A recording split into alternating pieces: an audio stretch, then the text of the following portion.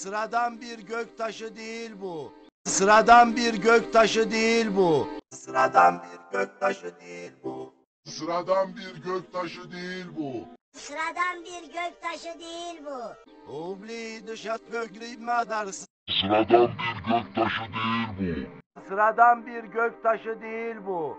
Sıradan bir göktaşı değil bu. Sıradan bir göktaşı değil bu. Sıradan bir göktaşı değil bu.